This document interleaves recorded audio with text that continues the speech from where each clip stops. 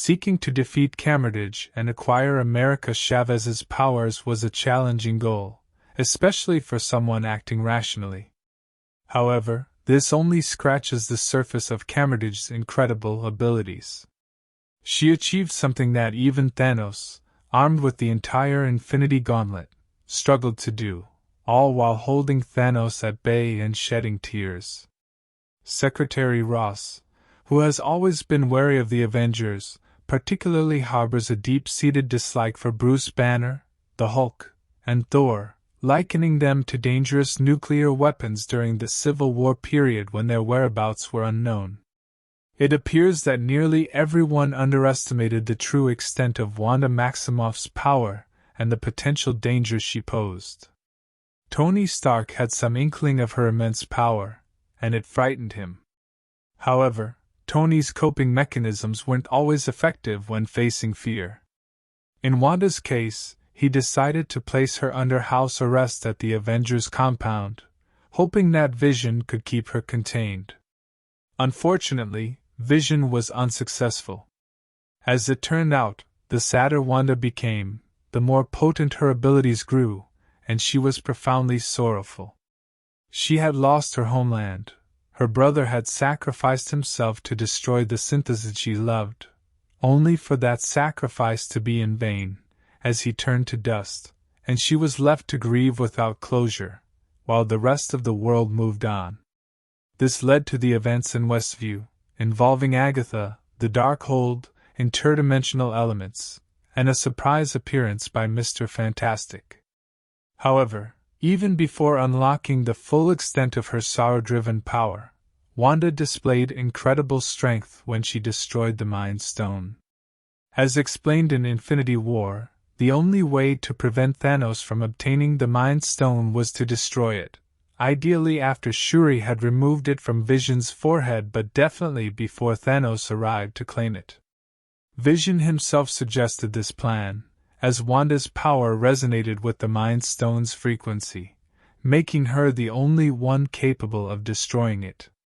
While it's known that Strucker's experiments with the Mind Stone gave the Maximoff twins their powers, Episode 8 of WandaVision, titled Previously on, revealed that Wanda's latent powers received a significant boost from the Mind Stone.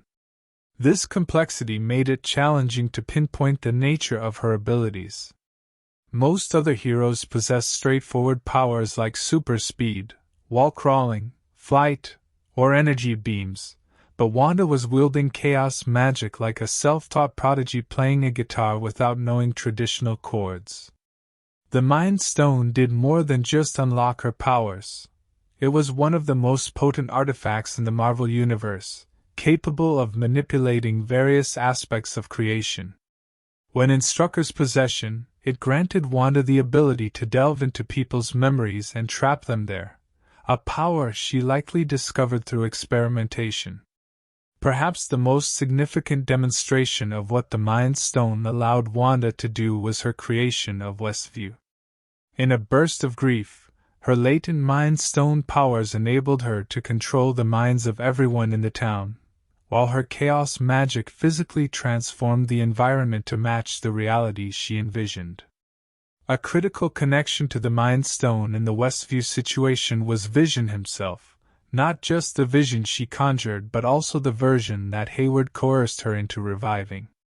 This connection initially made the Avengers, aside from Tony Stark, uneasy. When Wanda probed her link to the Mind Stone, she sensed only chaos, and her confrontation with Corvus Glaive ultimately solidified her association with Vision. Wanda's inherent powers, amplified by the Mind Stone, her profound emotions, and her anger, placed her among the select few capable of facing Thanos one-on-one. The other individual with this capability was Carol Danvers, also known as Captain Marvel. Although the connection between Wanda and the Mind Stone is intricate, the idea of destroying it relies on some basic physics principles. In essence, everything is composed of tiny particles in motion, creating vibrations. When two objects with compatible or similar vibrations come into contact, they can accelerate.